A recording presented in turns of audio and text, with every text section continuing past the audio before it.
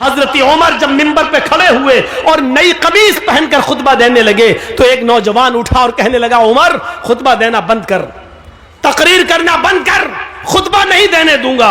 हजरत उमर ने कहा, क्यों, वजह क्या है? कहा, पहले इस बात का हिसाब दो, ये नया कुर्ता तुम्हारे पास कहां से आया? तुम्हारी तनख्वाह बैतुल माल से इतनी नहीं है कि तुम नई कमीज सिला सको, आज नया कुर्ता तुम्हारे पास कहां से आया? हजरत उमर कहने लगे कि इसकी सफाई मेरा बेटा देगा। हजरत उमर फारूक का बेटा उठता है, सफाई पेश करता है कि बैतुल माल में जो चादरें आई थी वो सारे मुसलमानों में तकसीम होना थी। एक एक चादर सबको मिली, मेरे बाप को भी एक चादर मिली, मेरे बाप ने उसी चादर की कमीज बनवा ली है। नौजवान खड़ा होता और कहता, अमीरुल मोमिनीन, एक एक चादर सबको मिली थी, मुझे भी मिली थी। मैं दर्जी के पास गया था, टेलर के पास गया था, मैंने अपना माप दिया, उस चादर में मेरी कमीज नहीं बनी। तुम तो हमसे ज्यादा लंबे हो, हमसे ज्यादा चौड़े हो, हमसे ज्यादा लंबे चौड़े हो और मोटे तंदुरुस्त भी हो, फिर तुम्हारी एक चादर में कमीज कैसे बन गई? उनके बेटे ने खड़े होकर जवाब दिया, नौजवान, एक चादर मुझे भी मिली थी, सबको एक एक चादर मिली थी, मेरे बाप को भी मिली, मुझे भी मिली, सबको एक एक मिली तो उसमें मुझे भी मिली। मेरे बाप की अपनी चादर में जब कमीज नहीं बनी तो मैंने अपनी चादर भी अपने बाप को दे दी। मेरी और अपनी दोनों कमीजें मिलाकर मेरे बाप ने दोनों चादरें मिलाकर कमीज बना ली। नौजवान कहने लगा, बैठ गया, अमीरुल मोमिनीन, अब मुझे इत्मीनान हो गया, अब मैं सेटिस्फाई हो गया, अब आप खुतबा दीजिए। जिंदा लोग हिसाब लेते हैं और जिंदा लोग हिसाब देते हैं। मुसलमान कितने? 30 से 35 करोड़। मदरसे कितने पूरे हिंदुस्तान में? 50 लाख, 4.5 लाख, 4 से 4.5 लाख। उलमा कितने? 50 लाख से ज्यादा। इतने मदरसे, इतने उलमा, इतनी बड़ी तादाद मुसलमानों की। मस्जिदें भी मेरे भाइयों मदरसों से कम नहीं, 5 से 6 लाख मस्जिदें पूरे हिंदुस्तान के अंदर। लेकिन नमाजियों की तादाद पर आप गौर करेंगे तो सिर्फ 2%।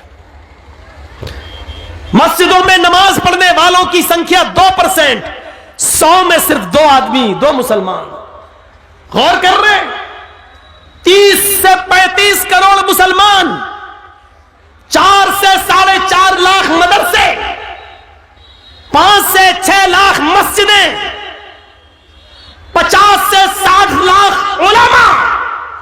इतनी बड़ी तादाद के होने के बावजूद मस्जिदों में नमाज पढ़ने वालों का परसेंट 2%, जुमे में 5%, ईद और बकरीद, रमजान में 10%, थोड़ा सा बढ़ जाते हैं। ईद और बकरीद में यह तादाद बढ़ के 15 और 20%। ये 80% कहां गए? और 5 वक्त होने वाली नमाज में 98% मुसलमान कहां? ये मुहासिबा कौन करेगा? ये हिसाब कौन करेगा? तुम अपने बच्चों से उनकी पढ़ाई लिखाई का हिसाब नहीं कर पाते हो, नमाज और रोजे का हिसाब क्या करोगे?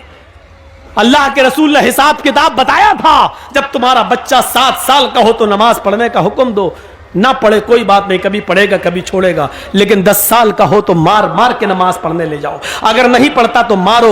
नबी ने तरीका बताया था, नमाज पढ़ने के लिए आदत डलवाई थी और 10 साल के बाद मारने का हुक्म दिया था। लेकिन जब बाप ही नमाज नहीं पढ़ता तो वो अपने बच्चे को क्या मारेगा?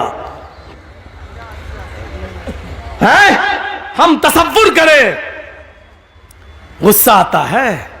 मैं ये नहीं कहूंगा कि गुस्सा नहीं आना चाहिए, गुस्सा जिंदों को आता है, मुर्दों को नहीं। गुस्सा जिंदों को आता है, मुर्दों को नहीं। मैं बिल्कुल नहीं कहूंगा कि तुम्हें गुस्सा नहीं आना चाहिए, गुस्सा आना चाहिए, लेकिन गुस्सा कब आना चाहिए? कब? जब कोई जय श्री राम का नारा लगाए तो उसके जवाब में तुम अल्लाहू अकबर का नहीं। गुस्सा तब आना चाहिए जब आप अपने बेटे के हाथ में शराब की बोतल देखें। गुस्सा तब आना चाहिए जब रात के 12 बजे आपकी जवान बेटी बिस्तर पर लिहाफ और रजाई के अंदर मोबाइल चला रही है और फेसबुक चला रही है, एंड्रॉइड मोबाइल इस्तेमाल कर रही है। आपको गुस्सा आना चाहिए। आपको गुस्सा आना चाहिए कि आपकी बीवी पूरे दिन बाजार में शॉपिंग करती रही और शाम को घर आई। आपको गुस्सा आना चाहिए कि बेपर्दगी के साथ वो घर से निकली तो किसकी इजाजत लेके गई। आपको गुस्सा आना चाहिए कि आपकी बेटी स्कूल जाती है तो किसके साथ जाती है और किसके साथ आती है। उसके आने और ले जाने के लिए कौन, आपने किसको मुतय्यन किया है। अकेले अगर जाती है या मोहल्ले की चंद सहेलियों के साथ जाती है तो आपको उन मोहल्ले और गांव की चंद सहेलियों पर एतबार कैसे है, क्योंकि सहेलियां एक दूसरे की सहेली होती है। तुम मेरी मत कहना, मैं तुम्हारी नहीं कहूंगी। तुम अपने बॉयफ्रेंड के साथ जाओ, हम अपने बॉयफ्रेंड के साथ जाते हैं और घर जब पहुंचेंगे तो हम लोग एक साथ हो लेंगे, तुम हमें फला जगह पे मिल जाना। आपने अपनी बेटी को गांव की चंद लड़कियों के साथ स्कूल जाने की इजाजत कैसे दे दी, और दे दी तो आपने उसका पीछा करके कभी देखा, कभी आपने पूछा कि स्कूल से ये लड़की कितने बजे गई, हमारे घर पे कब पहुंचती है। यह हिसाब किताब कौन करेगा। मुसलमानों, तुम हिसाब किताब करने वाली कौम हो। तुम बच्चों के लिए अगर बाप हो तो अपने बच्चों का हिसाब लो, शौहर हो तो अपनी बीवी का हिसाब लो, अगर भाई हो तो अपनी बहन का मुहासिबा करो। मुहासिबा जिंदे करते हैं, मुर्दों से हिसाब नहीं लिया जाता है। हिसाब जिंदों से तलब किया जाता है, मुर्दों से नहीं। तुम जिंदा कौम हो, हम तुमसे हिसाब ले सकते हैं। ये मदरसे में कितना चंदा हुआ है आपने दिया है, आप हिसाब लो मदरसा कमेटी से। मदरसे कमेटी के लोगों को बुरा नहीं मानना चाहिए, क्योंकि एक एक रुपया आपकी अमानत है, आपके बच्चों पर ही खर्च होगा। इसलिए हिसाब जिंदे लेते हैं, हिसाब जिंदे देते हैं। गुस्सा जिंदों को आता है, मुर्दों को नहीं।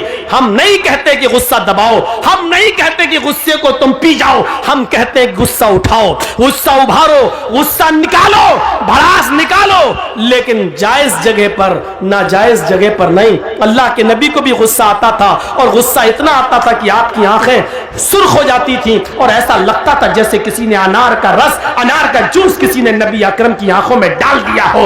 इतना गुस्सा आता था जनाबे मोहम्मद रसूलुल्लाह को, लेकिन नाजायज बात पर नहीं, जायज बात पर गुस्सा आता था। आज दुनिया की कौमें आज हमारा मजाक उड़ाती हैं और हम मुश्तइल हो जाते हैं। यहां गुस्सा नहीं आना चाहिए। आज की नौजवान नस्ल, हमारी बेटियां, हमारी लड़कियां, आप बैठे हो, खामोश हो, सोचो क्या प्लानिंग हो रही है हमारी बेटियों के बारे में। कभी सोचा आपने ठंडे दिल से? कभी सोचा है आपने? सोचिए मंसूबे क्या हो रहे हैं। गुस्सा आना चाहिए, लेकिन जायज जगह पर, नाजायज जगह पर नहीं।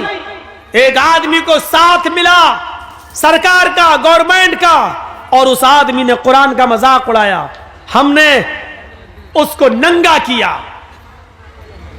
एक आदमी जय श्री राम के नारे लगाकर हमें उकसाता है, हमें मुश्तइल करता है, और हम भी उसके जोश में आ जाते हैं और हम भी उसके अपोजिट दूसरे नारे लगाते हैं। अरे यही तो वो चाह रहा था, आपने जो चाह रहा था आपने उसके मकसद को पूरा कर दिया, आपने उसके मकसद को पूरा कर दिया। आपको ऐसा नहीं करना था। नहीं, आपको मालूम है कि हिंदुस्तान में उनका कुछ नहीं होगा। एक है ना डासना का पंडित, डासना का, अरे उत्तर प्रदेश में डासना नाम की एक जगह, वहां का एक पंडित है ना, कितना भड़काता है, कितना बरगलाता है। टीवी, एनडीटीवी ने तो बाकायदा दिया कि अभी तक जेल में क्यों नहीं गया। देखिए कितना बरगलाता है, लेकिन जरूरी नहीं कि जो आदमी हमें बरगलाए हम भी वैसा ही जवाब दें, कोई जरूरी नहीं है। मेरे भाइयों, शॉर्टकट में एक जवाब दे दूं आपको, अक्लमंदी ये नहीं है। अगर कोई पागल कुत्ता मेरे पैर में काट ले, जर्जीस को अगर कोई पागल कुत्ता काट ले, तो क्या जर्जीस भी उस पागल कुत्ते को काटे? बताइए तो, क्या ये अक्लमंदी होगी? अगर कोई पागल कुत्ता काट लिया हमारे पैर में, अब जर्जीस को गुस्सा, कमीने तूने काटा, पकड़ पकड़ पकड़, हम भी काटेंगे, पकड़वाया और काट रहे उसको, तो उससे बड़े पागल तो हम हो गए।